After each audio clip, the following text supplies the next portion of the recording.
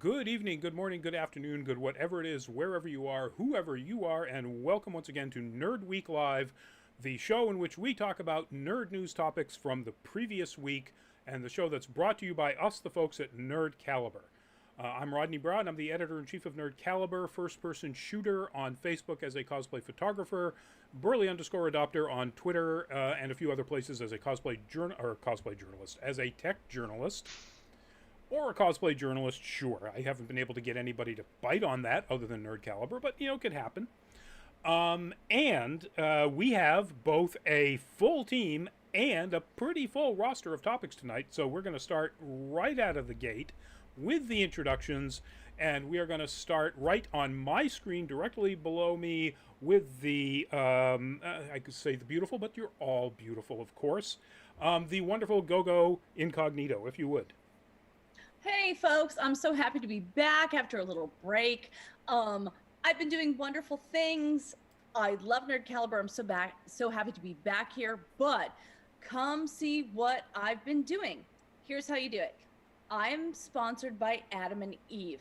If you go to my Instagram, which is gogo_incognito, you're gonna see some great photos that have been taken by Wonder Llama Photo, and all you have to do is find that on gogo_incognito to get 50% off your purchases from everything from really chill stuff to the hardcore sexy. So come check out my Instagram, save money, have a good time. And with that kind of a lead in, how can we not jump right up over to Greg? Introduce yourself. Hi, everybody. Greg Snyder, aka Wonder Llama Photography. As Gogo mentioned, we had the good time a few weekends ago doing a whole lot of shooting with a whole lot of craziness, much of which is not fit to publish on most of the internet. But we've got a lot of cool sales stuff from Adam and Eve. Some more stuff should be going up very shortly. So if you have a chance, if you're looking for some fun stuff, take a look, check it out. The rest of Gogo's page is wonderful.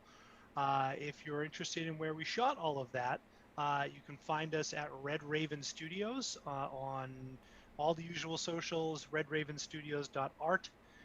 We are just outside of Boston. If you are in the area looking for fun, creative, weird, wacky, wild photography, give us a holler. And final on the night, but never final in our hearts, Lewis, if you would. Aw, you say that so delicately, especially after I just dropped my phone thinking my mic was muted. Sorry, everyone. So, as always, I love being here with these guys. These guys are fantastic people. Anytime you have the opportunity to see what they create, go right ahead and create it because it is absolutely worth it. And a lot of times it's the highlight of my day. But for my introduction, I'm Luis Correa, associate producer with Nerd Caliber. I do a little bit of everything here and there, writing some articles, doing some video work, some photography on my own. Come see me, Twitch, Crash the Stampede, if you want to see me do some phasmophobia or things like that. I'm starting to work up towards doing some interviews with some friends and other colleagues and things like that. So that's going to be a lot of fun going forward. But I'm looking forward to the topics tonight. We got a lot of good things there. And if you guys are in the chat, by all means, chime in, have an opinion, shoot it out there. We are a live show, so we do monitor the chat and we like to have some back and forth with you guys. So go right ahead, take it away, Rodney. You can talk to us. Absolutely. And Lewis, once more, this time, actually bump that gain up if you could. Or bring the mic closer or something. In comparison to the other two people whose mics I have to balance, yours is way down. I just didn't drink anything today, Rodney. I've got a dry voice. Okay, well, and speaking of people in the chat, so far it looks like we've just got one there. I Show Memes. Yes, in fact, you were first. And you still are first. So welcome to the show. So we're going to start off right out of the gate with our first topic, and it's kind of just a little bit of information, but it's at this point almost a standing headline. Hey, guess what? Dune has been rescheduled. Shocked, I know. Shock and awe and horror, but not Not really, because it's been rescheduled from October 1st to October 22nd of this year. And Manageable. Hmm? That's manageable. It's manageable. It's not that bad. And although apparently they haven't said anything about what the reasonings for this move are, the speculation out there is that it would otherwise run into the new Bond movie, which is coming out October 1st. And there's something else, one other fairly potentially large movie that they didn't want to have to compete with on the same weekend. And again, Warner Brothers has not confirmed that that's the reason. That's just what most people assume, because those other movies are, in fact, on October 1st. And we're in the place where, again, trying to get people back to the theater safely, y'all, safely, means that, again, these IPs have to pick and choose, when to let it out, especially if they're going back into a theater. So don't be mad. Yeah, and when it comes out, it looks pretty good. You waited this long, what's a little bit more? And if you're really hankering for Dune, just step outside today. You're good. You get the sweats right off the bat. I got a little beach right down here. It's all sand, and it's yeah. Throw some I've worms got, over to the air. I've got my drinking tube on. There you go. Still suit. If you live in Massachusetts, spice is legal. So it is. As it is in the parts. As it is in the parts of the country where that's actually a real problem. Yes, 90 degrees is a problem, upper 90s, and we're having a heat wave here. But please, people out in the west and the northwest, please stay safe. Yep. That's some real Arrakis stuff going on out there. Part of the reasoning also might be that they are still committed to the idea that it's going to have a day-date release on HBO Max as well.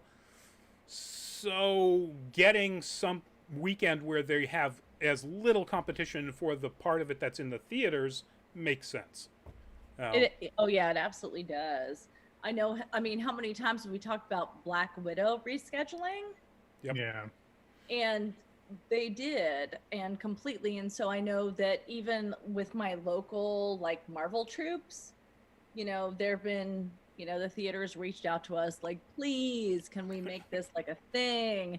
And I don't know that much about Dune cosplay, but I know that it has become a thing.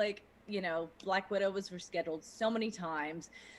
It's finally here. How many of y'all can come in costume? I've seen a couple of Reverend Mothers, probably at Dragon Con. I know two people who are working on them at the moment. But hopefully these were from obviously the 1980s, David Lynch version. It might be a little different. A little different. Yes.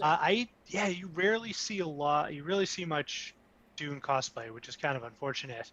The one thing when we were talking about this, when this was a lot more in the news, that I think all of us, because we're makers, because we work with cosplayers, different disciplines, but everyone's, assembled everything from after party costumes to big elaborate things.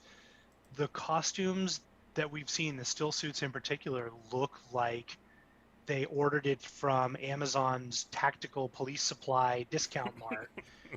I have the same gloves and the same tactical webbing belt that I bought for $20 online for a one and done costume. Yep. So you might see a lot more of it because it's a little more attainable than a skin tight latex one piece, costume design. Yeah, our buddy Sky at Colonial Armory will probably be very busy for next year. Absolutely. And Greg, you and I, we can just do a worm costume, just human centipede style. We'll be good. I love it. Front. Oh my I God, call front. Time to move on. Time to move on that note. Thank you very much. You'll know I want to get back up there, but not for this. Exactly. All right. So if Dune is considered one of the premier science fiction series, one of the other in the top 3 or 5 is Isaac Asimov's Foundation. And the second trailer or the second teaser, the first trailer length piece of information, whatever you want to call it, for Foundation, the TV series, which is going to be on Apple TV Plus, dropped, and it tells you more about the story. So whereas the first one was really just almost like a tonal look. This is what the series is going to look like, kind of teaser. This actually tells you a little bit more about the story, or at least their version of the story. So you get to know a little bit more about what's going on, or what will be going on in the series. Beyond that, I know Greg has some things to say. Get him, Greg. Get him. Yeah, it did not.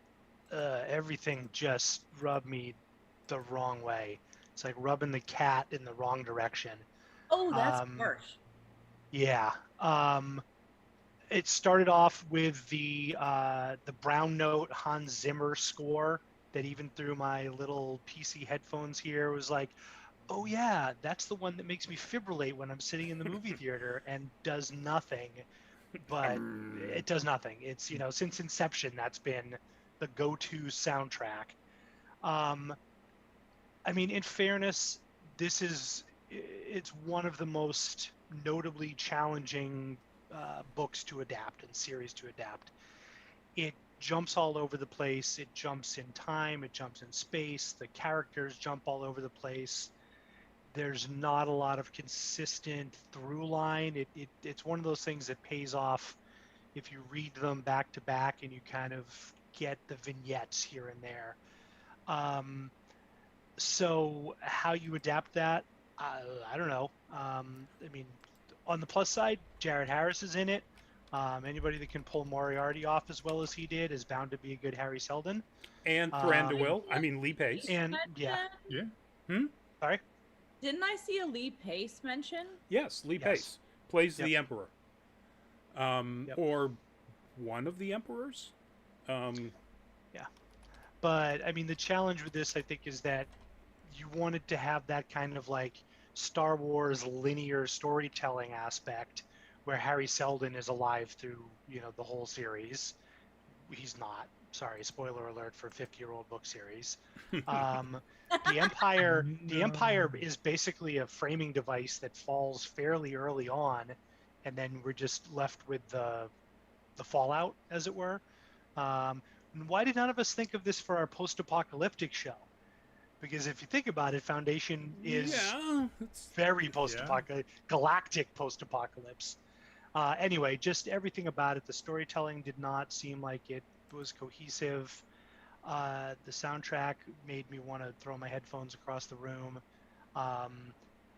It was trying real hard to look like Star Wars. It didn't do a very good job of that. It looks like they threw a lot of money at it, and they should have spent more money on writing and less money on CGI.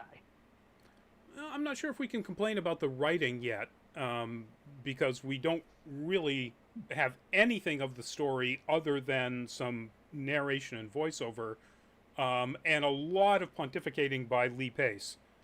Which I'm generally here for, but it doesn't make a whole series. Right. Yeah. And he's, however good the writing may be, he is playing a character who is he's one of those historically important nothing burgers in a series like this. Cleon, the various versions of him, is almost meaningless in the original story. He's historically hugely significant, but as a character, he has no personal play, really. And so they've obviously had to do something to, enhance it, because they got Lee Pace. Right? Yeah.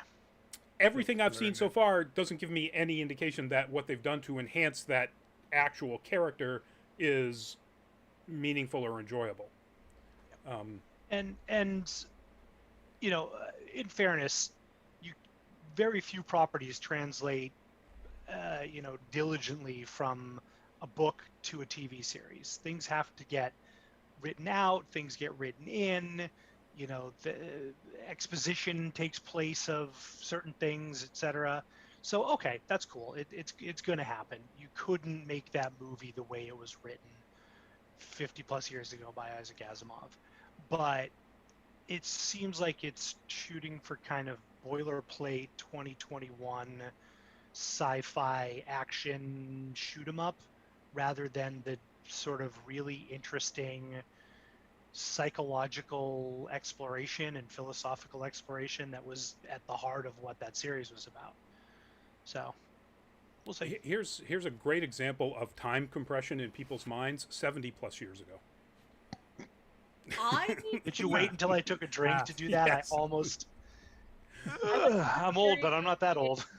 I went through a period of reading so much Isaac Asimov because in a what's it called when there's like a collection, like I don't remember, a whole bunch of stories in a thing. An anthology? An anthology. Thank you. And in multiple anthologies that I had, which were like fantasy and sci-fi, Isaac Asimov was here.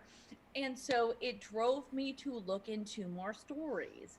That was many years ago. I remember a lot of them. If any of that was in there, I don't remember it. Yeah, you would have. It's every book in the title has foundation, or every book has the word foundation in the title. So it kind of would have stood out. It probably would have, but if I read any of it, and that was literally like my thing from age like 14 to like 22. So there were some big formative years of reading that kind of stuff. And I don't remember any of this. Lee Pace. Exactly. I've always been a Heinlein person myself, but like watching the trailer for this Apple TV show seemed pretty interesting for me. I did mention earlier, amongst us earlier before we were live, that it reminded me of Chronicle of Riddick. But what I meant like that wasn't necessarily the story, the aesthetic look of the universe of Chronicle of Riddick. You see the different planets. And, a lot less goth, but yes, I can see the armor and all planet that designs and so on. Yeah, all of it really had that look to it, which I like that. I personally like when you have those like sweeping high cities and like garish armor and all of that. Like I think that adds to the fun of the story when you have things like that in there. So I don't know if I'll watch it because I don't got Apple TV, and Lord knows I don't got time or room for any more damn streaming services. So, and Apple TV is not really high on my list of you know. I think mine comes with like our home, like, I don't know. It just appeared one time. We were never fighting it. I will say this. Did they just show up with a box and just like you hit this button? Steve Jobs reanimated from the grave and dropped off an Apple TV box. I will say this. That's on a it. very, very old Apple TV, and then one day it just showed up. very, very brief side note. Probably the only thing I've seen on Apple TV Plus that makes it worth subscribing is Ted Lasso, which is genuinely a funny, heartwarming story, and Jason Sudeikis is wonderful. Absolutely one of the best heartwarming. Okay, I know this isn't the spoiler show for Ted Lasso. It isn't, and we're going to move on. Sounds good. Because I get the impression that you guys could fawn over that for good reason, from what I understand. I said. Brief side note. Yeah. Like it. Let's go. So, moving on, since apparently all of us experienced Foundation, those of us that did in our, or at least Asimov, in our younger years, moving on to something really for the younger crowd, even younger than that. I had no idea this was even coming. A trailer dropped for an upcoming Disney Junior series, Spidey and His Amazing Friends. And it's just the cutest damn thing you've ever seen. It so is. It is so adorable. And it's a new series coming to Disney Junior. August 6th. So coming right up. And as you saw from the image that was up there, the main characters are Peter Parker, Miles Morales, and Spider-Gwen, you know, the alternative Gwen Stacy. It's kind of really inspired by Spider-Verse, which is a Sony product. Mm-hmm. And so it makes me wonder. This is Disney Junior, which makes me wonder whether or not Sony does not have the rights for television or streaming products for just movies and games for the Spider-Man universe.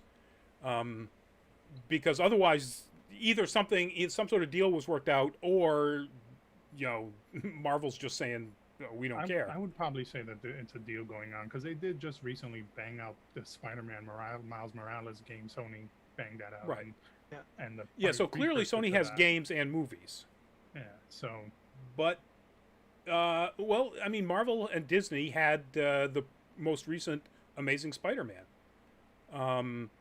While Sony was still making Spider-Man movies, so I'm pretty sure Sony does not have the TV rights. maybe. I mean, it sounds like there's a lot of hurdles to that contract as it is. Well, yeah. But so they're going to be teaming up in this show with apparently regular recurring characters are Hulk, Ms. Marvel, Black Panther. They're going to be fighting Rhino, Doc Ock, Green Goblin, traditional Spidey villains. All of them, I hate to say it, even Green Goblin, they're all adorable. And it's aimed towards younger, much younger kids.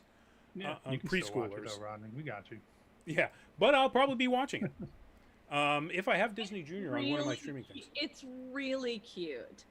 I wasn't someone who was ever somebody who grew up with the first generation of My Little Pony. I was never able to get into the whole pony renaissance. As someone whose favorite growing up was also Spidey, whose favorite being now is also kind of one of my favorites is Spidey. I'm gonna champion this, but it doesn't mean I can actually watch it. But it does look cute for days. It looks adorable, and I'm so happy it's there. I will never say that too much Spidey is a bad thing. Agreed. Unless, of course, we're talking Amazing Spider-Man 2. Anyway. Yeah, I agree. I think I can't remember who. I think it's Ashley who kind of coined the phrase. I'm glad it exists, but it isn't for me. Yeah. It's wonderful that it's out there. I'm sure there's going to be a lot of little kids who love Disney Junior who are going to be psyched to see a Marvel property that's a little less ultraviolent and a whole lot cuter. I don't know that it's something that I'm going to need to watch, but I'm glad it's out there. It looks really cool. Just to say, back in the day, like one of my first introductions into Marvel was Saturday morning cartoons with Spider-Man, Firestar, and Iceman, narrated by Stan Lee, followed or with the Hulk. So this was literally ingrained in my, I don't even know how young I was. I just, anyway, so if others grow up, I can't think of a more wonderful, wholesome character than Spidey for young ones to grow up with. Yeah, I agree. If only you're gonna see a part of Spider-Man that is not actually kind of like depressing teenager who gets beat up a lot. You get to see a fun Spider-Man, which is always a great thing to see. Yep. And also Miles and Gwen. Yep. Yeah, this is going to be right in my 6-year-old grandnephew's wheelhouse. Just perfect. You know what though? The curmudgeonly cynic in me, after I watched this, I'm like, wow, this is kind of like Poochie and Joe Camel. Marvel had a pitch meeting and said, we need to get the kids branded young. We need to make the Marvel people 2 years old. Fine, get them on board. Yeah, so. Except that, they've been doing that with, who's this, Scotty Young? Of course. Yeah, for years. So they're just now doing it instead of in a comic book. New. This isn't new. Right. You catching up late on the indoctrination, buddy. You're a couple classes behind. No, it's just more flagrant than some. That is true. We got to come up with a show that updates Greg's references here for everyone. We need some more Poochie. Exactly. That's got to be 25 years Simpsons old by references are always classic. Anyway, August 6th, folks, if you've got people in your life that would love this as much as I think people in my life will, there you go. All right, moving on. This, I gotta say, this just sort of is a head shaker for me. That is a scene from the anime Made in Abyss. And the news is that Sony's unit, Columbia Pictures, is going to be making a live-action feature movie based on the manga that the anime is based on, Made in Abyss.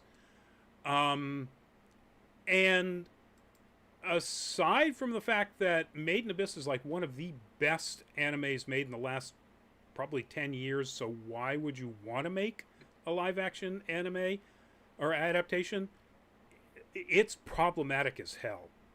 There are things in here which are wonderful in the sort of realistic way they portray two young children who are kind of completely innocently unaware of any sexuality about their own bodies interact with each other in ways that you kind of go, oh, that's cute and kind of funny, but it's a little weird.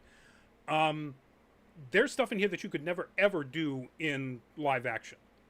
And that takes away, including like pretty damaging body injuries and so on. That takes away from the impact of one of the things that makes this such an amazing anime. So if they're going to have to, tone this down so much, it becomes a story of a couple of kids who are exploring a really deep cave. Now, Yeah. If they even think to sexualize kids live action, well, I don't think they can, because the anime doesn't. And in fact, that's one of the things. No, I totally got that. Right. But yes, if they went the opposite direction, oh my God, that would be horrible. Wow. That would be so missing the boat. Yeah, Asriel, just like Asriel, welcome to the show. Like I would say, Oh, hey. I would say in that regard, I'd be like, yeah, the boys though, but also kids versus adults. Like it's Right. You can adapt something with really questionable things if you have a really good writer. Again, referencing the boys, but also kids versus adults. Right, they're adults. Yeah, that's Well, it also makes me think of that show that was about, and again, like I grew up in dance camps and dance studios and all that stuff since I was this big. So it makes me think of that show Cuties, the movie Cuties, Right. where there were girls and what they had to wear, what they had to do, what they have to put on, and all this stuff. And it's like, it's sexualizing. It's like, y'all, this is literally what we go through. Right. And that was, everybody missed the point, that was what the whole movie was about. That's what the Look at whole what you make movie kids was do. about. yeah. Right. Yeah. Makes me think of that. So the person, the people behind this, one of the executive producers is going to be Masaoka from Heroes and Bullet Train and other things, working with the original studio that owns the animation and the manga rights. And this Kevin McMullen is adapting, and apparently he has made just a couple of small indie but incredibly well received movies, something called Low Tide, and then First Harvest. No, it doesn't ring a bell for me. Yeah, Low Tide premiered at Tribeca Film Festival, and never heard of either of them. So I feel like these are one of the. This is a topic for me that it's like I'm gonna take this, I'm gonna put it on my dusty ass shelf, and then when I find out more about it, that's when I'll come back to it. But right. I can't formulate an opinion just on that.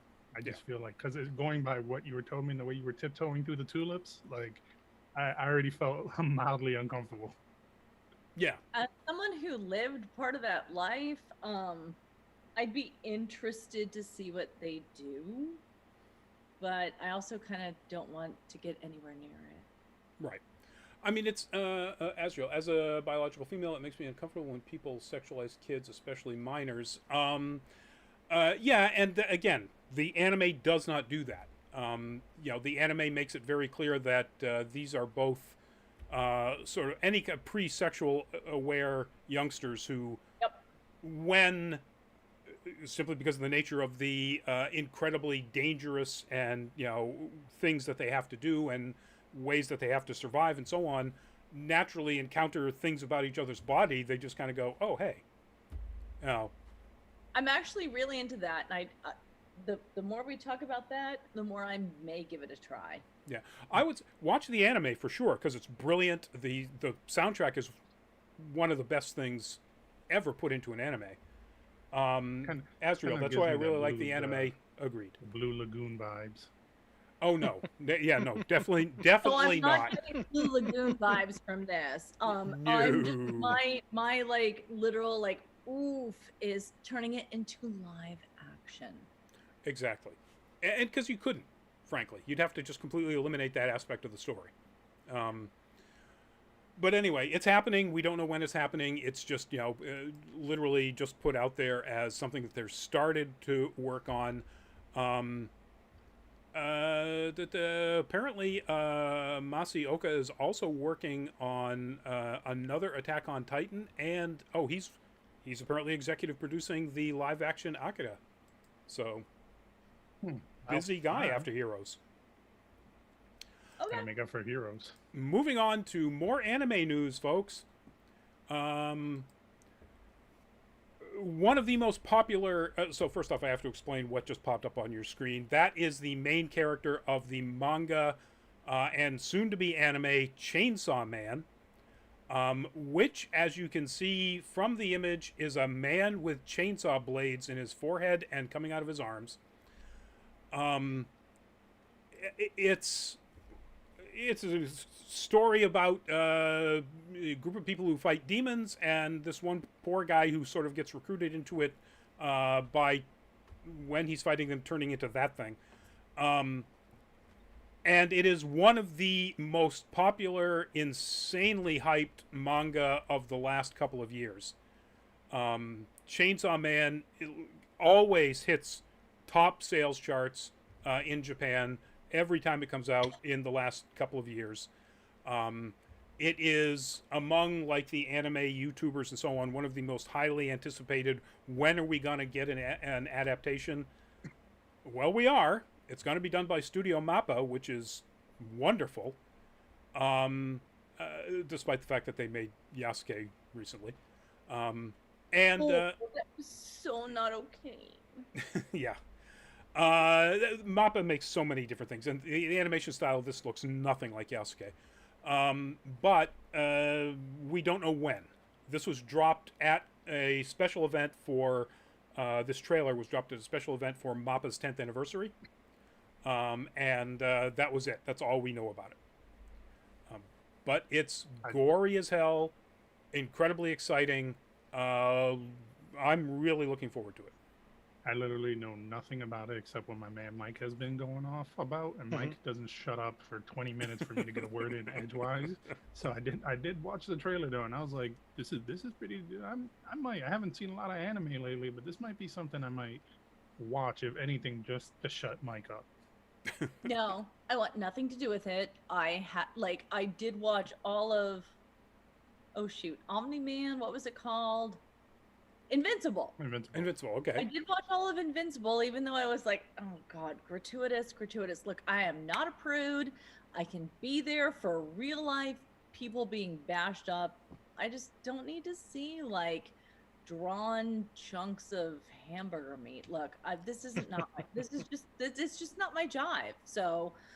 And if it's not your thing, it's not your thing. And yes, there's going to be a lot of that. And I know that dear friends are already like working on their chainsaw phase. Great. I'm not going to watch the show. Have fun with that. HGC JGCC. I'm going to go with just HGC. Welcome to the show and love back at you. I'm not sure whether you're saying love to the show or love to one of the topics we're talking about, but either way is fine. Hearts. We love you. Thanks for tuning in. And yeah, welcome to the show. Yeah, so if it's not your thing, it's not your thing. That's absolutely fine for anybody, and I can see it being pretty off-putting. Um, you know, we haven't even mentioned his chainsaw wielding or chainsaw faced pet dog. So, yeah, so definitely not for everybody, but No. I'm looking forward to at least finding out when it's coming out. All right, moving on to less gore, but more horror. The first trailer for the Candyman reboot dropped, and I gotta say, this hit me like a ton of bricks. I had no idea that I was gonna like this reboot concept as much as I did, but man, this looks so good. It's just screaming Jordan Peele. Well, yes, it's produced by Jordan Peele. If you didn't know it was Jordan Peele, you would know it was Jordan Peele. Although he did not direct it. It is No, it's executive produced. It's Nia DaCosta is the director. But it's fantastic. Yahya Abdul-Mateen II is the lead. Black Manta, Watchmen, just Solid all around. yeah. Black Manta was the hero of Aquaman. Nobody's going to tell me otherwise. I think it looks great. I'm really looking forward to it. Anybody else? Yes, no, or a maybe? It's not my thing. Candyman 1 was a little too much. Again, like, I love suspense and I love horrific, but I need to choose it. And body horror just isn't my thing. And I think it may because I did triage for a while and I saw some things to where I'm just like, no. Yep. So it's just not my thing. So if it's bigger and badder and better, great. For everyone who likes that, not my thing. I think it looked great. It's definitely something I want to see. You get a lot of reboots of horror icons, and a lot of them don't end up looking as good, or they're a bit more streamlined than you want. And furthermore, I'll go a step forward and saying, as a person of color, seeing a horror icon like this being reimagined and done justice to it is incredible, and I hope a lot of people like myself get a lot out of it. Yeah, I agree. August 27th, folks. You don't have to wait long if it is the thing that you want to see.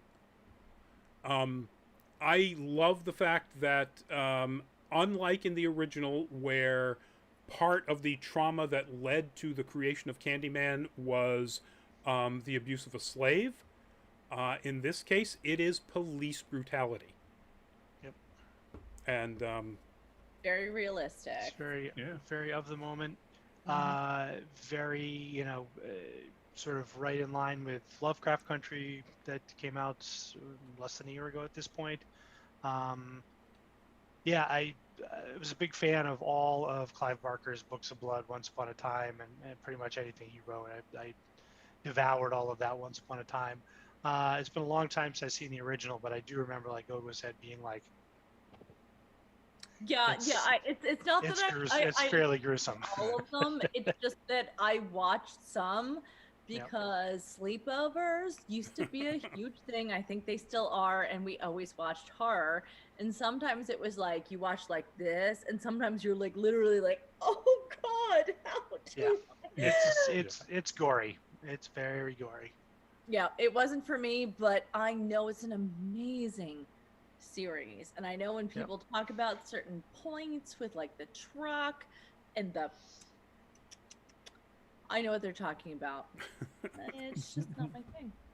But I'm happy it's back. Yep. I'm with you for the most part, Go-Go. Of horror, body horror is my least favorite. Completely my least favorite. And which is one of the reasons why I didn't think I was going to be as excited about this as I was. But just, it's clearly so well written, so well acted. All of the actors in it are fantastic. And yeah, it's, as Greg pointed out, it's so obviously a Jordan Peele joint that it's like, yeah, if you like Get Out, Us, and so on, yeah, and you can stand the body horror stuff, then this is going to be right up your alley. So that's interesting. So I just took a quick look at this. So it's directed by Nia DaCosta. Jordan Peele is, I don't know if there's producer or EP, but he co-wrote the screenplay with Jocasta. Yes. So he's got writing credits on this as well. Yeah. And it definitely seems like that sensibility, that style, that sort of Jordan Peele vibe is coming through. So I'm going to try to, hold back the shutters as much as I can and watch this when it comes out. Yeah, and all Good to luck, get all of y'all. his great writing. You can all it took I'll was literally do what I do with was so a many doo-doo horrors. emoji. Is I'll read the synopsis, the detailed synopsis on IMDb, which I used to do on television without pity, but that is gone. And Lewis, you were saying? I'm sorry. I said that we got all this fantastic writing, and it all came down to the fact that he was they wanted to cast him as a doo-doo emoji in the Emoji Movie, and he didn't want to do that. So that's why he focused on his writing, and now we got these great movies coming out. Oh my God! Can you imagine Jordan Peele in the? Never mind. I don't even want to think that. It would just. No, he was outraged that they offered it to him. Patrick Stewart was in that. Well, that's true. All right, moving on. Supernatural fans, guess what? You don't have to cry anymore. There's going to be a Supernatural prequel spin-off called The Winchesters, coming from CW, from Jensen and Danielle Ackles. It's the story of Dean and Sam's parents, how they met, how they got involved in the whole let's kill them demons and vampires and other scary things world. So if you were in it just for Sam and Dean, you're probably not going to watch it. But if you were in it for the series and for the concept and the story, Supernatural is coming back, sort of. Yeah. I'm sorry, I just got to chuckle because I just read the article, like the Winchesters. Is this a whole story about the pub in Shaun of the Dead? Because that would be a great series. That would. But no, it's not. But no. So, not a lot of excitement here, I guess. Not a lot of Supernatural fans. I've never watched it. Sorry. I've had friends really try to care. sell it to me for a long time, and I always pick the best one, just like I do when I'm trying to sell someone on Doctor Who. Yep. Nobody sold me yet. I'm sorry. I don't hate it. I just don't love it. I don't watch it. World of Darkness, modern setting stuff has always been my wheelhouse, but I watched a few seasons of Supernatural, and I was like, okay, there's only so much you can do before you're just milking the tit, and it's just I feel it went too far, too long. Yeah. 15 seasons is too long. I know people wanted it, and that's fine. I'm not, if y'all out there and y'all like it, that's cool, man. But some stuff just needs to stop. Some stuff needs to end at a time while it still tastes good. I don't eat meat 5 months later. It's done. Hope not. It never got me either. So none of us are really big Supernatural fans. But of course, we all know friends who are just absolute, monster Supernatural fans, and are going to be very excited about this, which is one of the reasons why it's at this point on our list. So absolutely. Yeah. I got the type of Supernatural friends that I'll voice my opinion right here, but I won't go over there and say it. Well done. Out of politeness, of course. Lewis, blink 3 times if you're safe. Or that hashtag. Okay. Trash. Wonderful. Speaking of television series that are bringing something back, there is going to be a television series that has already been greenlit by AMC for Interview with the Vampire. Oh, it's not where I thought you were going. I'm still okay with this. It's gonna be a really long interview. An 8-part series based on the book. So it sounds like it's actually going to be a book adaptation, essentially mini-series or limited series. As opposed to, a long-term series inspired by and with the characters from the book. So maybe this might not be terrible. You saying that, all right, I saw the movie and I don't care, but regardless of which, I think a mini series is great for this. Until you said, I didn't know that, so I wasn't down with it because I don't want 15 seasons of this interview. This is not an Indeed interview. I'm not gonna be there for like 20 hours with a resume. Like I want to find out what's going on and move on. And I think a miniseries is way more conducive to the story than like 20 seasons of it. Right. You know, depending on how they adapt it and what they used and what they don't use, it could feel like 20 hours. I say that because like I devoured these books when I was probably late teens, early 20s, thought they were the shit. The movie, let's not even go there. I just Wait, whoa. for You mean the original Interview with the Vampire? Don't go there? Landmine, Greg, landmine. look, your mileage may vary. Oh my God, it was hard to watch. All right, go. It's time for you to go there. They kind It's of a good, messed it's a up good the thing main we got our photo characters. shoot done because apparently you and I aren't friends anymore. Go, they kind of messed up the main characters as they were portrayed in the books. Oh, I Yeah. know, but you know how old I was, y'all? I was like 17. You were Oh, but yeah. scanning the hot boy vampires. It's fine. Yeah. I'm sorry, you give me Brad Pitt, and I already knew at that time, like, don't let Crazy Eyes any closer. You know what I mean? Like, this guy who's Lestat, Tom Cruise. No, that's fine. Yeah. But you give me Brad Pitt as a vampire, and I'm like, my 17-year-old is paying attention. But Fair. yes, I also, I mostly said let's not go there because we could do an entire show on likes and dislikes about that movie. My point was I just reread. Well, I listened to the audiobook. Fantastic narrator.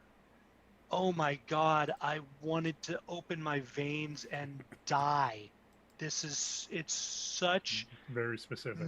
navel gazing. Yeah, actually, in this case, it was a poor choice of expression there, but such complete navel gazing, maundering garbage. Oh my God! it The really the is. entire Soap book opera. is Louis complaining, and I mean, I need silk handkerchiefs to just.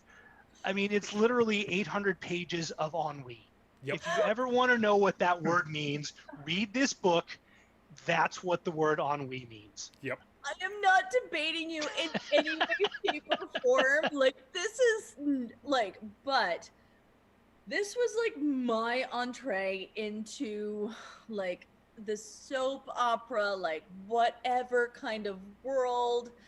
You know, again, at the same time, I was reading those Isaac Asimovs. This was like, and I don't know if they can see me when I do this project, but I'm making faces.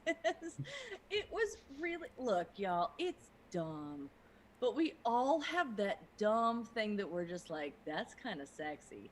That's kind of awesome. And then later you're just like, I don't want to give it up. It was a point in time in my youth, which Yep. maybe some of y'all had with Dune, but I don't want to go. I mean, really the sexy so much, but okay. Yeah.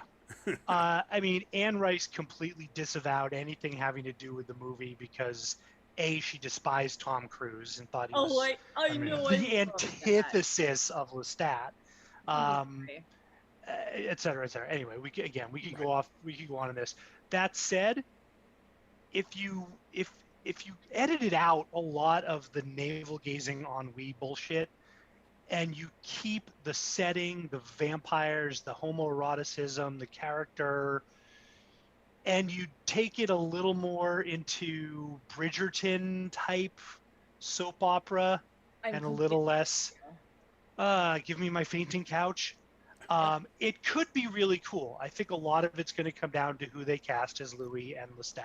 Everything's going to come down to that. They got to keep That's the silk exactly in, though. what I was going to See, say. that's relatable to now, me, is the come silk. on, y'all. This is not Yep. great material, but it is classic. It is cult.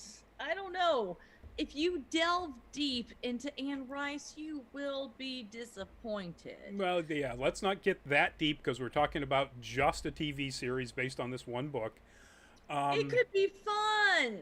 Well, that's just it. If they don't, they clearly, based on what Gogo was saying, have to cast people that are going to make teenage girls feel like Brad Pitt did. Now, Teenage people. Teenage people. Teenage Well, that's people. true. Good point. Teenage people. Because boy, was that just insanely homoerotic, as the books Yep. are. As the So books it was are. absolutely, accurate to the books for sure in that regard. So I know I mentioned Bridgerton mostly as sort of that vibe more than anything specific, but René Jean as Lestat would be, that would be a great bit of casting. Although he just recently got cast in something that a series that's going to occupy his time. So I didn't say it was probable, but it would Yeah. be great. The other thing that I'm reading the article about this that I kind of made me cringe a little bit. AMC acquired the rights to 18 of Anne Rice's books. I know it's Which means that unless this thing just utterly tanks, we'll see a Vampire Lestat, we'll see a Queen of the Damned, we'll see, they mentioned specifically the Mayfair Witches, which I think I read, but I don't really remember. So it's a safe bet that unless it's the Mummy that crushed the whole Dark Universe idea, we're going to Mummy see a bunch of so AMC good. Anne Rice stuff. I'd be solid with a miniseries of Queen of the Damned, though. Yep, Especially if same you here. cast another POC. Yep. And even absolutely. Vampire Lestat. Yep. That doesn't mean it has to star Tom Cruise. Right. Go. Just No. By I odd know. coincidence, I'm about halfway through the audiobook of Vampire Lestat right now. Oh my Like, it god. was a freebie, and I'm like, I'll give it a try. It's way better. It way is. better. It is. All pattern. And Queen of the Damned is pleasure. actually really, really good. Yeah. And the movie was books. quite good. Simon Yeah. Townsend was great. Aaliyah, is that her name? Yes. Yeah. Played the. Was Alright. fantastic. Fantastic. No Yeah, question about that. R.I.P., man. I was about to say Aisha, but that's a very different actress. Yes. Yeah, all right. So this 2022 is what I saw. Yeah, 2022 is when this thing will hit.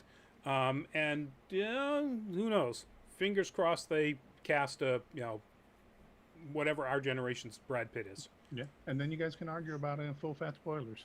Yeah, I was Exactly. gonna say, can we please follow along? Because again, I'm not expecting it to be good, but maybe it'll be pulpy. Sure. That's a safe bet. Listen, I- if it makes me horny, it's good. That's the only line I'm drawing there. And honestly, AMC doesn't have really a track record for that. It'd be interesting to see them finally move, in that direction. I was a Breaking little Bad horny and Better Call during Saul. Preacher. What? I was a little horny during Preacher, so A little. They're not quite Sacrilegious. CBS, but they're not far behind. Yeah. I'm just our space is not going to get anybody turned on. Anyway, moving on to our penultimate topic. That is, of course, one of the scenes from the new trailer for Shang-Chi and the Legend of the Ten Rings. Just whoever was the commentator, Ryan Airy from Screen Crush on YouTube. It's not Shang. It's not an O. It's an A. Shang-Chi. It's not that tough. Yep. Figure it out, dude. But anyway, the trailer dropped. It gives us more of the history of the Ten Rings and the Mandarin's use of them. It gives us more about Shang-Chi's mother, which is really cool, Michelle Yeoh. No, not Michelle Yeoh. His trainer, his other trainer, aside from his father, Michelle Yeoh, who is clearly a mystical martial artist with a completely different power set. And we finally get to see that there is, in fact, going to be a ring-level conflict between father and son. We knew it, but... But the two big reveals, the one that I still insist is Fin Fang Foom. We get to see a dragon. The Shang-Chi encounters a dragon underwater. And if you know your Marvel Comics, the Maclunian, the alien species whose spaceship crashed on Earth, where the Mandarin in the comic found the 10 rings, like finger rings, is basically a dragon and is what was called in the early Marvel, Tales of Mystery horror type stuff, Fin Fang Foom. He has actually a Maclunian name, which is something completely different and very alien-esque with lots of A's and Z's. But and at the very, very end, Tim Roth's The Abomination shows up in a cage match fight. Oh, Tim Roth. Well, it's just The Abomination in this shot. We obviously don't see Tim Roth as it, but you know, He looks very, All very. mocap. Oh, Yeah. but that is like correct. That is just Yeah. And what an incredible surprise, because it had been announced that he was going to be in the upcoming series She-Hulk. And everybody went, "Ooh, yeah, Tim Roth's coming back." And then suddenly, boom, this drops, and guess what? The first week of September, you get to see the Abomination back in the MCU. Hell yeah. Absolutely, hell yeah. So this just made me more hyped than I was before, which was like really hyped. I've been That's watching literally all the of the last theory stuff. trailer. Sorry? That's literally the last trailer I'm watching Yes. for that movie, because I am not watching anything past that. Yeah, I think I agree with you. I think that this is the level of reveal that I'm done with. So, So Rodney, I'm going to guess you've called dibs on the screening for this. if we get one, yeah. I mean, screenings are coming back. Knock wood. Thank God. Yeah. But you know, Worst comes to worst, yeah, I can Greco wrestle over it. there we go. I got a new camera. I got it. Oh, you didn't say Jello or mud though, so we're out. Oh, Yeah, but there's I oil hate in putting Greco, chips though. on Jello. It's hard, y'all. It's hard. Ooh. As someone who is not really familiar with this, with the whole characters, the whole story from the Marvel comics, I'm still looking forward to it. It looks amazing. I mean, obviously, I'm a big fan of good martial arts movies. I'm getting like a strong, what was I going to say? Crouching Tiger, Hidden Dragon meets Romeo Must Die cycled through Marvel kind of vibe. All of which is good stuff, or it has the potential to be good stuff. Simu Liu, the main character, is a great actor. I don't know what else he's done other than Kim's Convenience, but he was adorable on that. And obviously, we talked about this before. He actually has a background in stunt, choreography, and martial arts. Yep. So unlike certain Game of Thrones actors who didn't know how to throw a punch when they were cast as Iron Fist, he is a strong martial artist and should be really good in this. And you got to be if you're, sharing fight scenes with Tony Leung. Yes. Yeah. I think he was in Fast and the Furious as well, if I recall. Was he? Yeah, I think so. It's possible. I'm not really sure what role he played. He was the son that Toretto was beefing with, the Asian gang members. He was the son of a merchant father, and he drove the really badass Miata that was tricked out. Let's go to the internet. Yeah, I didn't watch I've seen parts of many of the the Fast and Furious movies, but Yeah, that's. I've seen like Anyway, one of them, I think. Michelle Rodriguez, I am not interested. I'm not. She is problematic, I take it. Michelle Rodriguez? Yeah. Oh no, Wait, no, is she? No, I think nothing. you I thought you misunderstood said what you you were not said. interested. Oh no. If she's in the show, I'm very interested. Oh, okay. If she's not, I'm like, me. I don't see anything about any of the Fast and Furious movies, but Rodney, you'd be interested in this. He was in a couple of episodes of The Expanse. Ooh. Nice. I'm trying to think Yeah. of. Lieutenant Paolo Mayer, MCRN. Oh, so he was one of Bobby's Marine Lieutenants. Strike Team, I think. Yeah. Yeah. Yep. Oh, that would make sense. Yep. Cool. Yeah, I'm. Good stuff. I know the stuff. I bought the very first Shang-Chi comic, and then read up on just how horrible a mistake it was to base it on the Fu Manchu, Sax Romer stuff. How incredibly racist all that was. How they changed it and retconned the whole thing, and then kept Shang-Chi as a character and a very popular character throughout, his time with the Avengers and so on. Um, Showing that you can recover from a really dumb mistake like that. And I say really dumb mistake in that, back in the early 1970s when they were attempting to ride the, martial arts film craze by creating this character, they had no idea that, what they were basing it on was so insanely bigoted. Because it wasn't, in their wheelhouse of awareness as mostly white creators. But they've redeemed the character so wonderfully, and then tying it into the whole Mandarin mythos. It's fantastic, and like this cast: Michelle Yeoh, Tony, Mother Leapin Leung. Anything he's in, I'm watching, always. And just I can't wait. I couldn't wait before, and now I really can't wait. I did not realize that Aquafina's in this. It could be interesting. Yeah, she's kind of his humor sidekick. Okay. She's the comedy. That's just what they made Aquafina be, and I don't know how I feel about that as like the humor sidekick.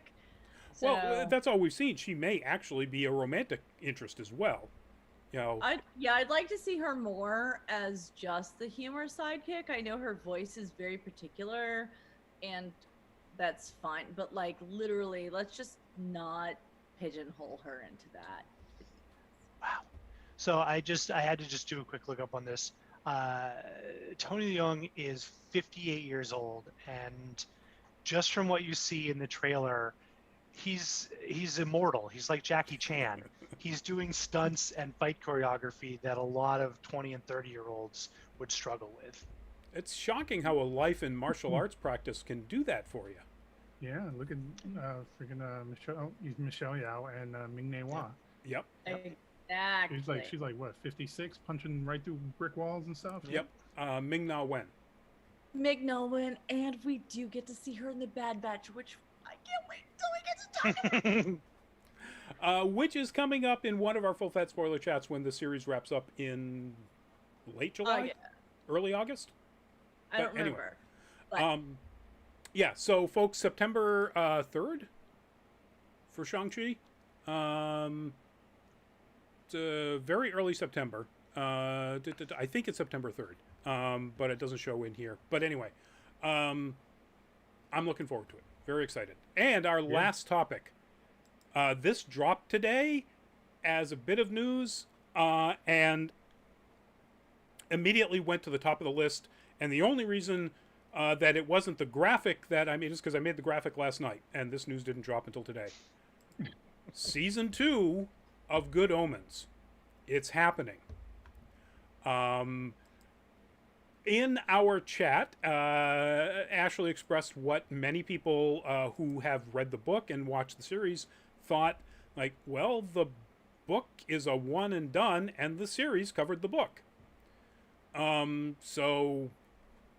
Yeah, where are we going to go with this? That's kind of how I felt about it. Except you asked. Neil Gaiman is writing and show running and executive producing, co-show running. There was, because this was a back and forth between Neil Gaiman and Terry Pratchett, if you are a super fan of this book going back to when it came out, like I was, you could follow that they had so much back and forth that didn't make the novel because of publisher staff. And so it was going back to like, we're just going to kind of keep this into the apocalypse. So there's actually a bunch of content that was written between the two that could go elsewhere into a show. Also, these two dudes, like Terry Pratchett and Neil Gaiman, they wrote them for fun also. That was a way to like, and this was also when Terry Pratchett was going through cancer. And so it was a way for them to keep in touch. So if you want to say, oh, there's nothing in canon that they have done, that's not true. But as a super fan, I think they've also shown that they being Crowley and Aziraphale can really just be in whatever story they need to be. Mhm. Yeah, and the point is that it says it's season 2. It doesn't say it's a sequel, Right. which means after the events that end, everything. I mean, they had shenanigans for thousands and thousands of years, millennia, in fact, that you could draw heavily on. I Um, said that when we covered the show in Full Fat Spoiler Chat. I would watch a series just based on them bouncing around through, periods of history and doing dumb shit. Yeah. I mean, I would. A la the opening of the first episode where you see them, actually several episodes Yeah. where they do a short clip from some other era. Yeah, you could literally just do, French Revolution for an episode, and I see it possible, but the only conflict I have with that is in the first season, because that's what I watched. The first season, it ended with part of the main overarching thing was the apocalypse. And typically stories or TV series should have an anchor that keeps the story moving forward. So if it's like we're just pinballing around shenanigans, like I think viewers will lose interest after a while. definitely After possible. a while. I don't, because that is actually what I thought the Loki show was going to be before it started. True. I thought Same we were here. gonna I thought we got Loki. Spoiler. We got Loki being a historical figure that was like a thing in the first episode, being like, oh wow, he went and did that. Because we haven't talked about it yet, I'm not going to give the spoiler. Well, but it's in the trailer. He's Yeah. clearly DB Cooper in the trailer. You see it. All So right. Yeah, and The but boss also said it, we're- so I can say it. we're also DB like in Cooper. episode 2 of it versus a season that's completed. true. So like Exactly. I get where you're going with it. Don't get me wrong. I totally understand where you're going with it. It's just the like Loki 2 episodes in, like I don't think people are really gonna drift. Well, Wednesday, right? No, we're into 3 already. Are we? I'm behind. Yeah. So we're 3 episodes in. People aren't drifting off yet. Like they might drift off in episode 4. They might drift off in episode 5. But it's not even the same show. That's the thing, is that there are also these little blips and boops in the original series that was part of the Apocalypse show that's like, oh, here they are doing this, and here they are doing this. And if you actually follow the novel, and if you're like me and you follow the stuff that didn't make it into the novel, there's so much content. Well, So I don't disagree, but I mean for a TV series though, like Right. there has to be an anchor somewhere in there. So Like Neil Gaiman has settled the whole thing because says in this article, he and Terry Pratchett completely plotted out the sequel. They had every intention of writing a sequel. They plotted out the sequel. He used some of the bits of that apparently in the original season of the first season of Good Omens, like the description of where the angels came from. Apparently, wasn't in that depth anyway in the original book. But he said they talked about this is a quote what we wanted to do with Good Omens and where the story went next. And now, thanks to BBC Studios and Amazon, I get to take it there. So. That's Yeah. pretty hella dope. And so what the end of the next paragraph in that Deadline article is I think actually is kind of in line with what we were just sort of spitballing here. So Gaiman goes on to say, here are the answers you've been hoping for. We're back in Soho and all through time and space solving a mystery which starts with an angel wandering through Soho with no memory. So it's clearly about Aziraphale at some point earlier in, when Soho was a little bit more of a big deal. Who knows what's happened, that he lost his memory. Maybe not. Maybe. Aziraphale. I know, Maybe. maybe. Yeah, fair enough. There It says an angel, I are assumed. angels. There are. John Hamm's Michael. Yeah. Wouldn't that be great? Lewis, to your point, yes, you're absolutely right. I mean, while people who are huge fans of the characters, the stories, the writers would be satisfied with completely compartmentalized 8 episodes where it's just, and now for some reason we're in Ming China, and this month we're in the Shogunate, and whatever. It wouldn't keep other people who are just enjoying the show without something consistent. Yeah. But Neil Viewer- Gaiman is viewers heavily like me. involved with writing, and he's so invested in the characters, the myth making, and the storytelling that I don't think we have to worry about him just saying, yeah, do whatever you want. Let's throw a dart at historical periods and No, no. inject our characters into it.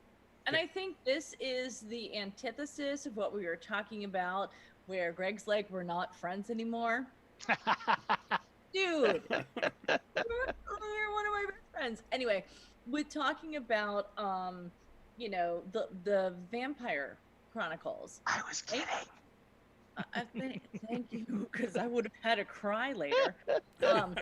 Seriously, it is really so all about casting. And we have David Tennant, Michael Sheen, is that it? Sheehan? Sheehan, thank you. And John Hamm, and then these great anchors. And woof, I trust them and Neil Gaiman to see where we go next. So Do where I we go trust- next is Yeah. wrapping up the show, but Okay. before that, this will start filming later this year in Scotland, so we don't know when it'll be on the air. 2022 at best, I would say. But who knows? Whether there may not need to be a ton of special effects, so this could be a 2022 show. Anyway, that's it for our show, folks. Thank you very much. Does anybody have a could we please or could we not? Could we please get through this heat wave everywhere in the country and not all die? Yes. Agreed. Could we please ask everybody to do whatever they need to do to help their friends and neighbors stay safe out in, here in this heat wave, but out in the really bad one out west? Please. Please do that, folks. I have family in Portland. I have friends in Vancouver, and it is brutal. Brutal. I'll say, could we please shake the tree of your local government to continue funding cooling places for people to go to, because not everyone can afford ACs, and the elderly, especially on limited and subset income, cannot constantly buy new ACs. But having cooling places localized within cities, especially inner cities, allows people to go and cool down for hours and hours out of the day and not risk dehydrating or dying from heat stroke. Yep. But that has to come from your local government as opposed to funding. You have to shake the trees of the people who are running your towns and get them to start funding those things, because they like to pull funding away from things like that. And there's a lot of money coming down the pipe for road construction and things like that. They can allocate money for these type of fundings as well. Here. Mm-hmm. Speaking of fundings, folks, as we always do, we'll gotta throw out our patreon.com/nerdcaliber. If you want to go to Patreon and help support us in bringing you content like this, like the shows and the videos that we'll create at cons now that we're coming back to cons. Yay. So it's just a couple of tiers, and they're both pretty low dollar. Patreon.com/nerdcaliber. I'm Rodney Brown, editor-in-chief of Nerd Caliber, signing off, and we're going to go around the other way. Greg, give us a goodbye. Good night, everybody. Thanks for tuning in. We will see you in some upcoming shows. We got something on Thursday night, another full fat spoiler chat, or we'll see you here next week. Check us out at redravenstudios.art or on social media if you're interested in creative photography stuff, and you'll shortly be seeing more of the work we did a couple weekends ago with our good friend Gogo.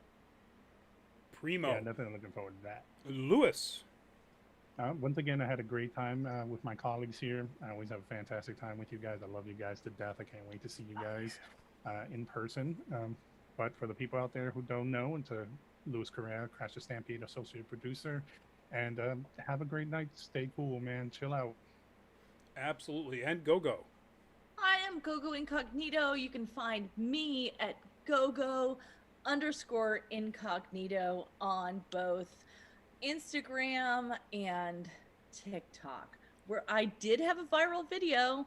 Ooh. And then it got taken down. But again, come check me out on Instagram so I can show off all the amazing things I did with Greg Snyder at Red Raven Studios. Good night. Cool, cool. And thank you, everybody, for being in the chat. Those of you who were in there, it always helps us a lot. And everybody, please stay safe. And stay cool if you can, and find a place to get cool if you can't stay cool.